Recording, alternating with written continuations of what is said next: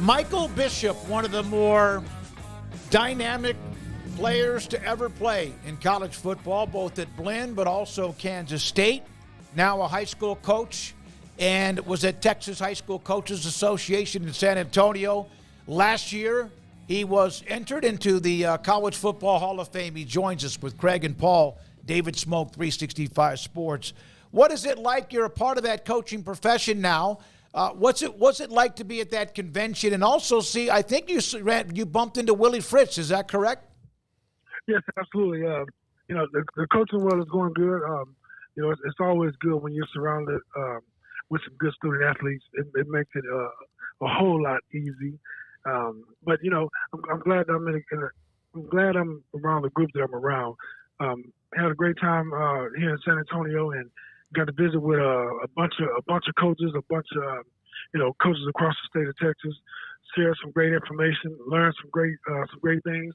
But to top it off, got a chance to catch up with Coach Fritz again. I see him all the time at the University of Houston when I'm down there, but got a chance to catch up with him and talk football and talk about Blinn days and it's always a pleasure anytime we're in the same room because we'll find each other if we know that one of us is in the room and it's that Blinn connection and I love it every time it happens. He obviously had a really nice run at Tulane. We know what he did at Blinn. What makes Willie Fritz so successful that Houston can look forward to? Well, he's different from a lot of coaches, and I joke when I say this. I tell the kids all the time, "You guys are lucky. You guys have the Coach Fritz that's winding down. I had the Coach Fritz that was rah, jump in your face, get you going, take your shirt off, sing, start a song, and he was in tune with what the guys was doing at that time that he was coaching. Now, he's seasoned. He's been there, he's done that. He's turned some great programs around. Turned some programs around and made them relevant. For University of Houston, he did the same thing. Everywhere he's went, he's been a winner. That's what's important. And University of Houston is getting a winner. They're getting the guy that's going to be dedicated. They're getting the guy that's going to work the kids, not overwork them, but it's going to work the kids, hold them, make sure they're accountable, and make them reach a whole nother level. And that's what it's all about. And that's what Houston is getting in Coach Fritz.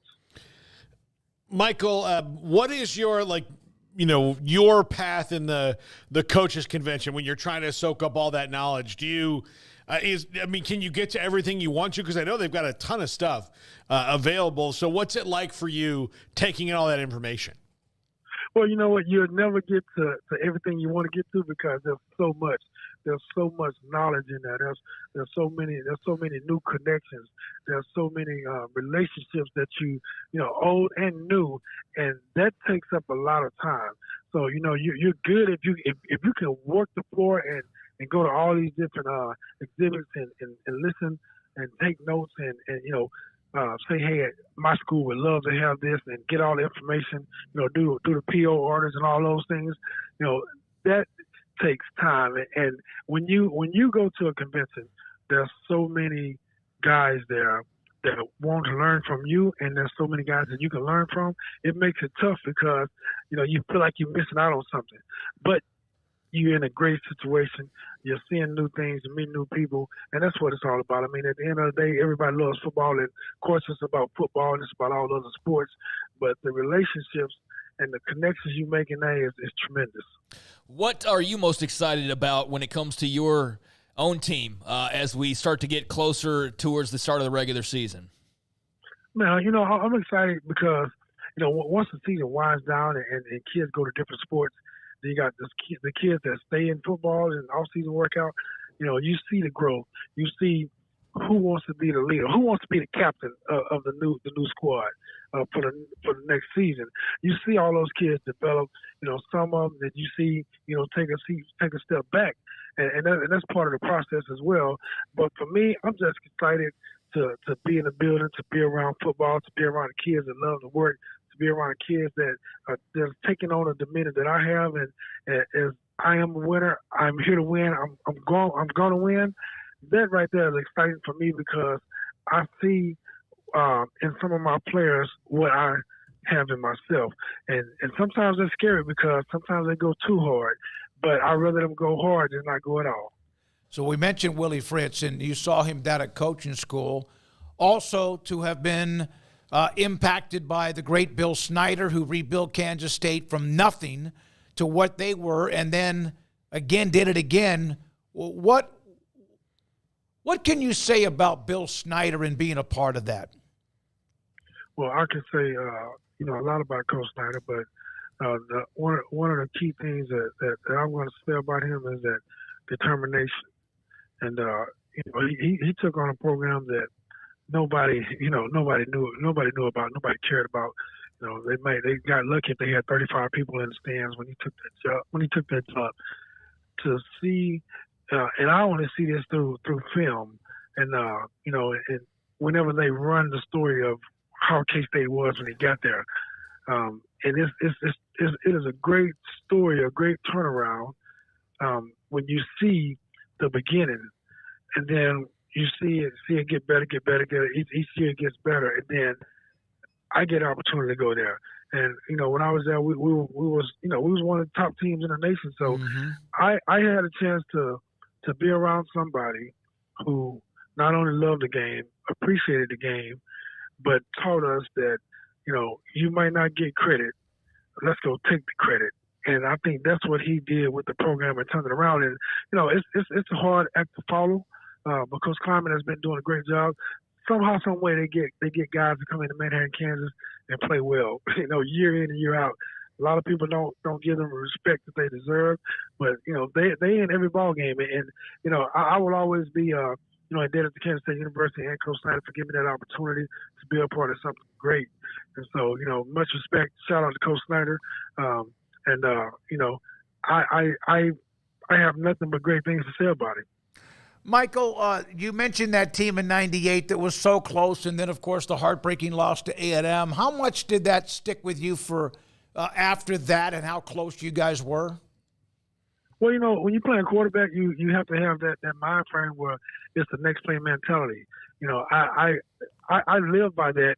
I know a lot of people, mostly fans, they say, hey, I was broke my heart. You broke my heart in 1998, and I say, well, okay, what's the next play? Did you stop living or did you carry on the next day? How long did you think about that? So that's the mind frame that I always been set in. I would love to win every game that I'm a part of, but I know you can't win them all. As long as you do your best and you keep moving forward, that's the main thing for me. But I get the outside of it where, with the fans, they want a national title. They want this, they want that. And sometimes you get there, sometimes you don't. Unfortunately, we came up, a couple plays short. And that's part of the game as well. So I look at it and I take it and I say, hey, you know what? I was in the right place at the right time, because if I wasn't there, I would have missed out on something great. And that's still with relationships and friendships. And it's bigger than just winning the ball game. Since 1994, and I may be off by like one number here or there, but since 1994, I think Kansas has beaten Kansas State 4 times in that time period. It is an absolute run of dominance, with the exception of early 2000s. KU won like 4 or 5 or something along those lines, Michael. You weren't a part of those losses. You're part of a lot of wins. What's it like to see Kansas and Kansas State becoming kind of the rivalry on the football field that it's starting to become, because you have these two great coaches who have their programs moving in such strong directions? I don't know if it was that heated when you were around, but what's it like to see that? Well, it was definitely heated. When I was playing in those, I had a chance to play against KU twice. A lot of noise talking, a lot of But for the kids that's from Kansas, it's the challenge of I get to hold up that cup at the end of the game, and it's big for those guys. But K-State and KU, every year, the Kansas fans circle that game. That's a game that they want to see their team win. Fortunate enough for K-State, they've been taking care of their business. But I will say this: I keep up with a lot of football. KU has their team on the rise. They have some tremendous athletes there. They've been doing a good job of recruiting in these past couple of years. K-State hasn't played their best game. KU hasn't played their best game. And the best team on that day is going to come out with the victory.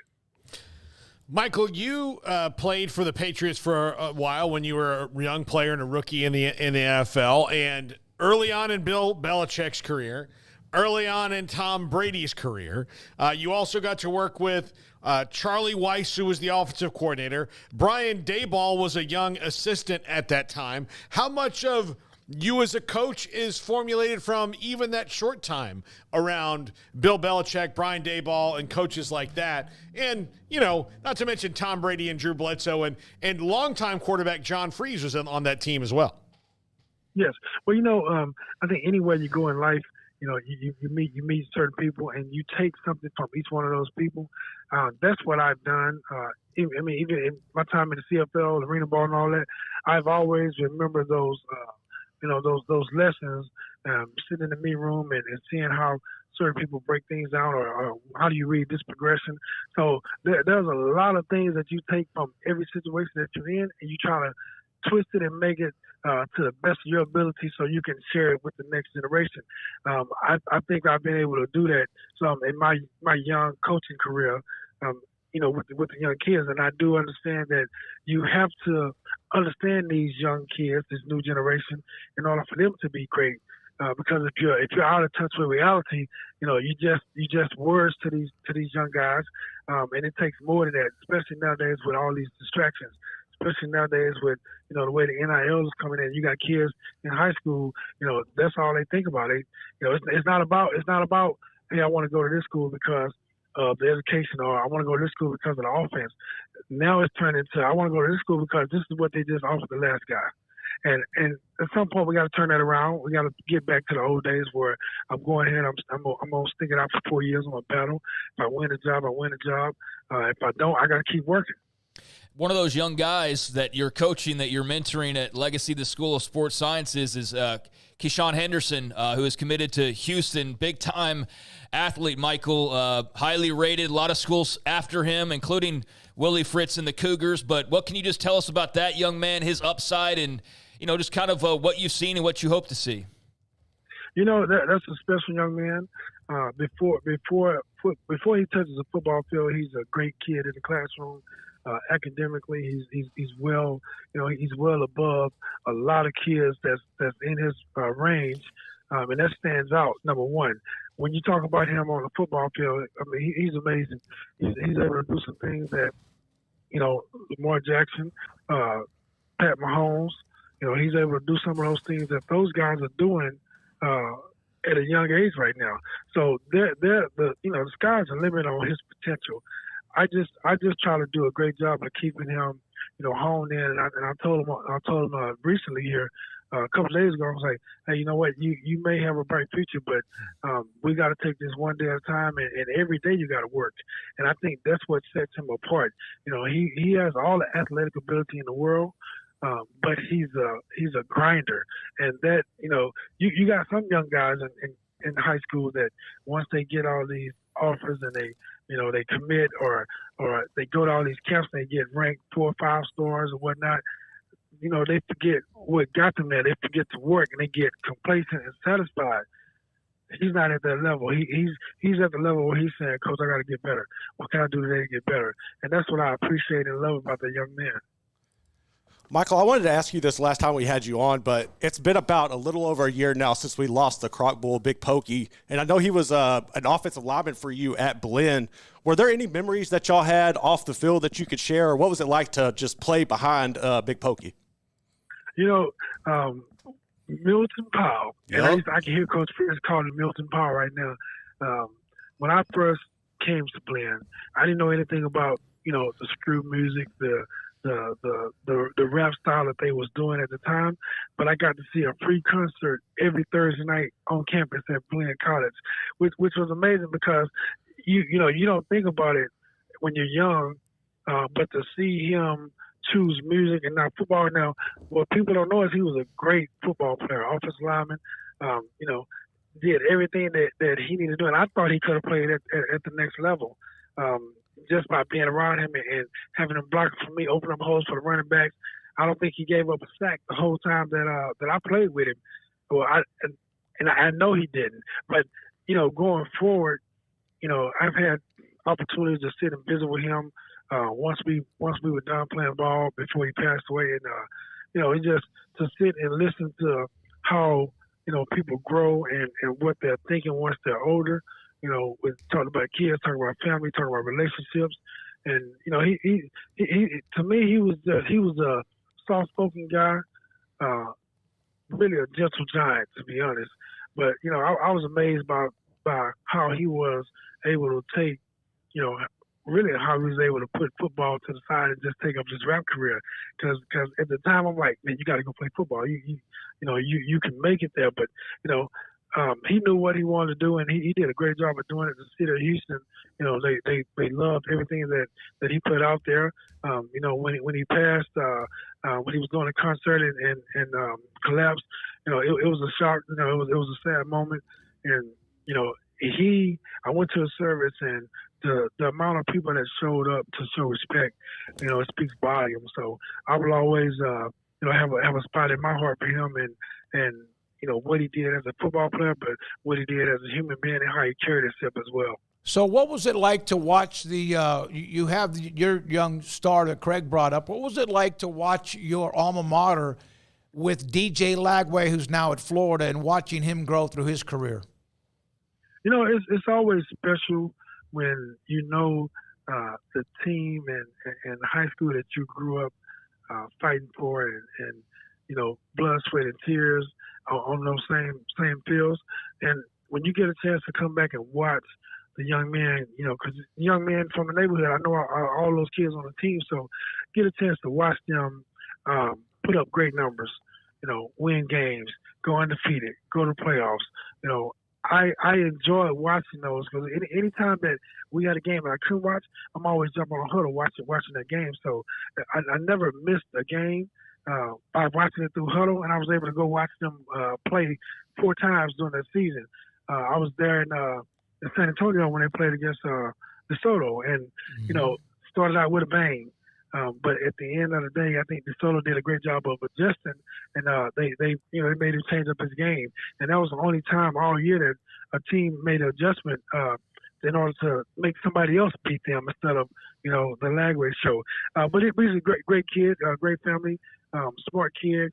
He chose Florida. He's in a good situation. I hope he gets a chance to play. But if he doesn't, you're in a great situation to learn.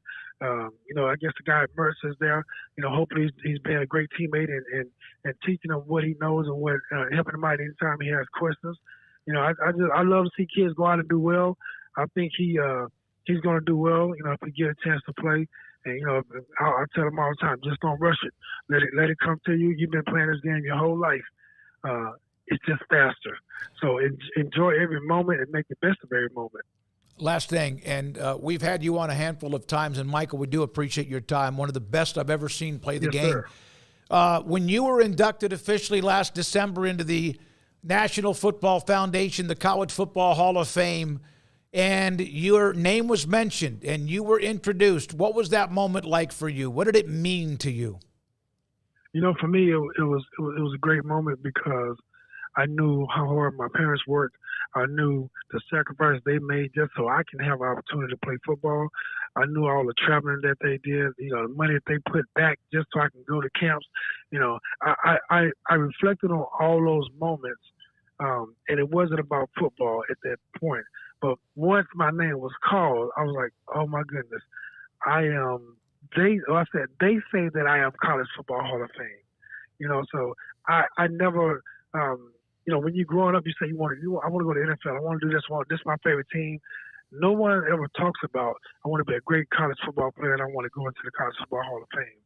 And when all that happened, as I look across the room, I see Reggie Bush, I see Tim Tebow, I see Dwight Freeney, I see a great group of athletes that are called Hall of Famers. And to be able to be in that room and be in that position was one of the best feelings in my life.